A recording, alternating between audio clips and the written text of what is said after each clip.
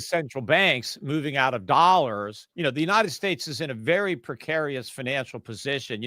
For years and years, they've been talking about this unsustainable fiscal path. Well, the reality is, we passed that unsustainability a long time ago on this path. I mean, we've arrived at an unsustainable situation. And I think our creditors recognize our inability to service this, massive debt. It's over 37 trillion now. So central banks that had heavily relied on the US dollar as a primary reserve asset, they are divesting of dollars and instead they are accumulating gold. And so that is, a big change. What makes gold particularly effective as a dollar alternative is its limited supply.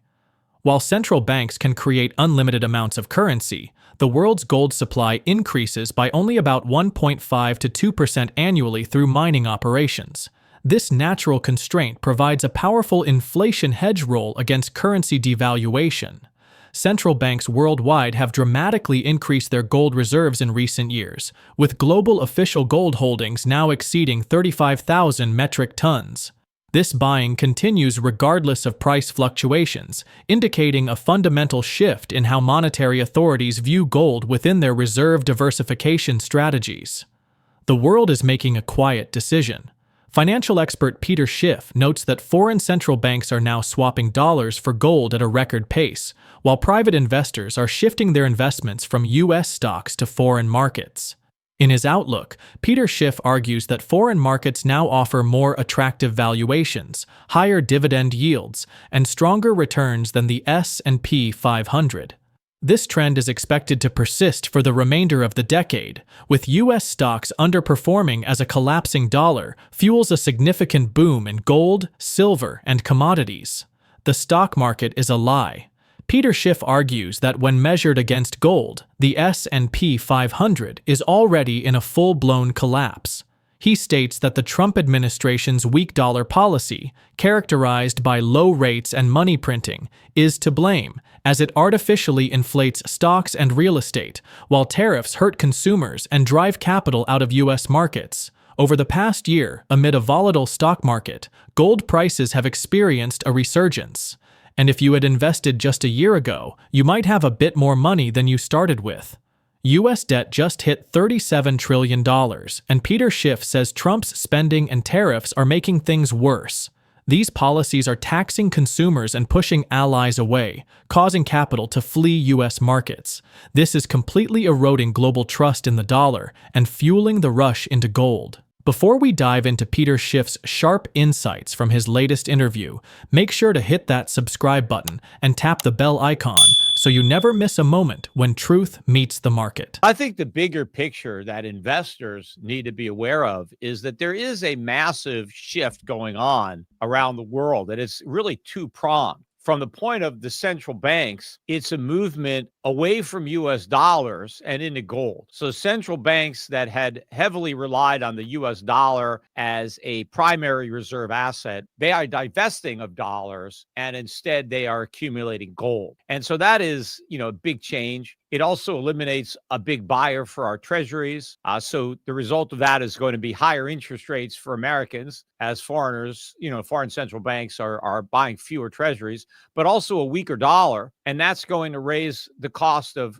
goods, of imports in particular for Americans, because you're not going to have foreign central banks propping up the dollar. And it also means much higher gold prices because that's what they're buying. So lower treasury prices and higher interest rates and higher gold prices. But at the same time, you're seeing a shift among private investors out of U.S. financial markets, so out of U.S. bonds and stocks, into their own markets. And so that's why you're seeing this huge, outperformance. I mean, for example, I think the S&P is maybe up about 9% year to date, but the Euro-Pacific International Dividend Payers Fund, which is just a fund of foreign stocks, is up 36% on the year. And that's a reflection of money going back into foreign markets. And, foreign markets have much lower valuations than U.S. markets, so you get a lot more for your money. You can buy stocks a lot cheaper. The dividend yields are a lot higher, and you don't have the weakening dollar. And so this is a major shift because for the 10, 12 years before that,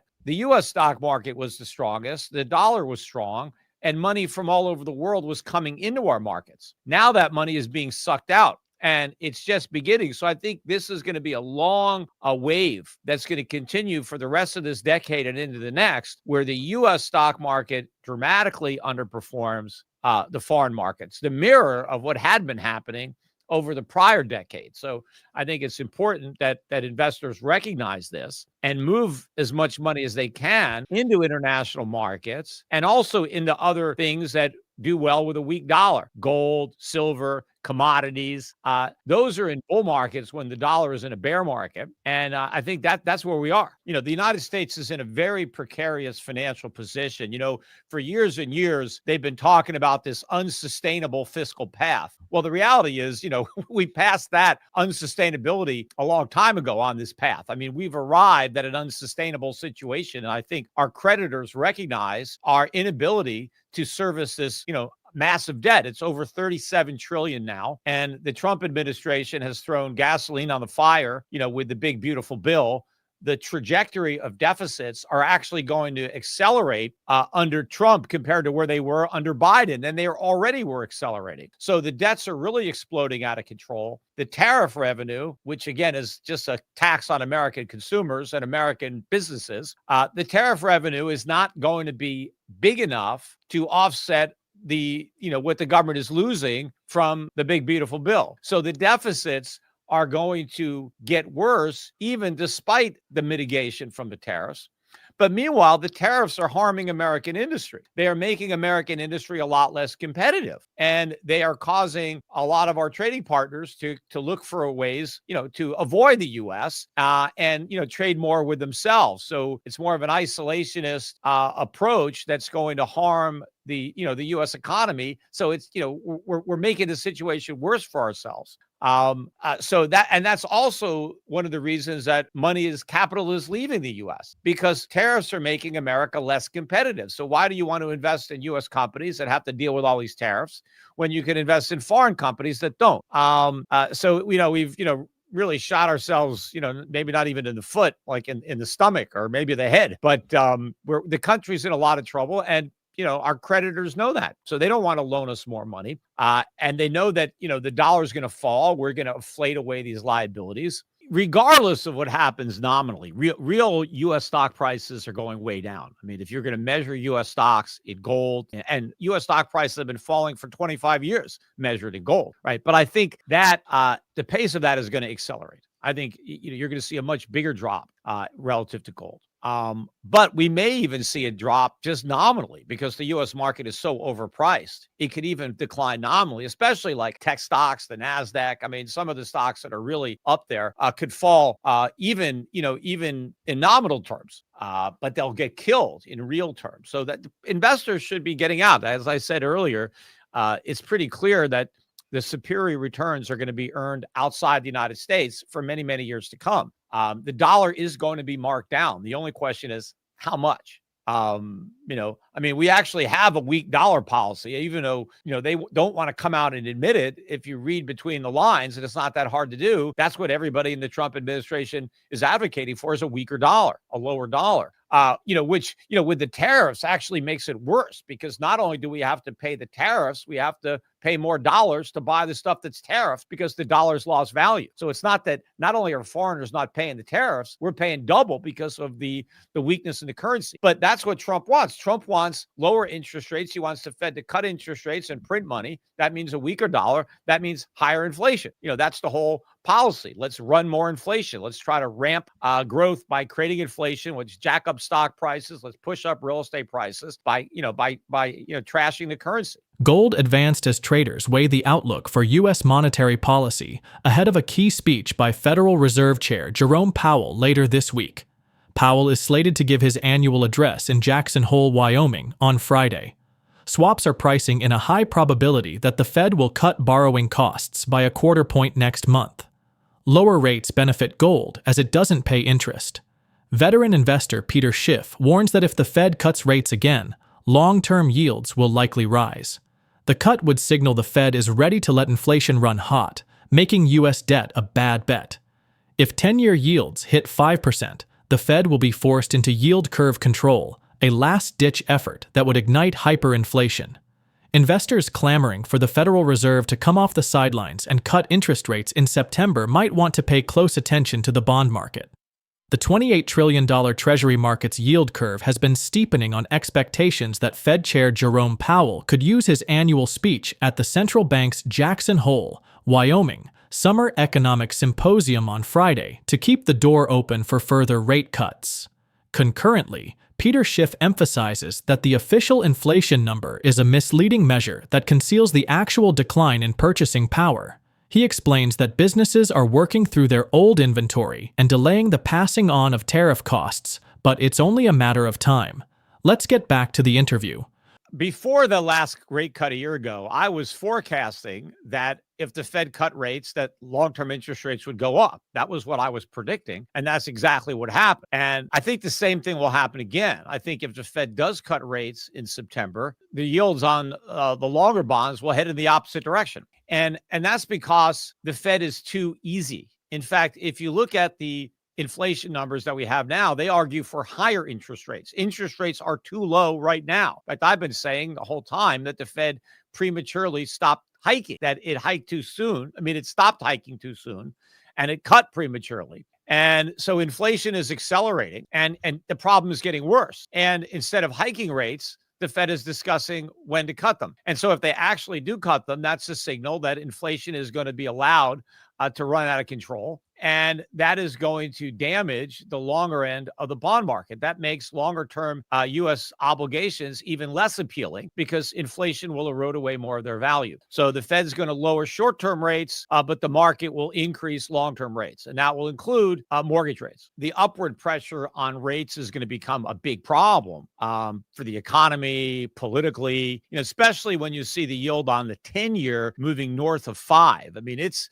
only really gotten as high as 4.5, and you have the 30-year at 5. But when you get the 10-year, I think at 5 or maybe north of 5, and then you get the 30-year pushing 6, I think that's going to be very problematic. And I think there's going to be a lot of pressure on the Fed to do something about that. And so the only thing the Fed can do about that is, of course, to officially go back to a wide-scale QE program where the Fed just buys up all those bonds to force the price up and the yield down. But of course, that throws gasoline on the inflation fire. And that may be a very short-term fix. It will blow back, at the Fed violently in the other direction. So even if they can orchestrate a short-term decline in long-term yields, they're going to blow out because the market is going to push them unless the Fed, really just pulls out all stops and does the, whatever it takes. We will print an unlimited amount of money to make sure that yields don't rise above this level. And then they open up, a trap door underneath the dollar. And then you just get a free fall and,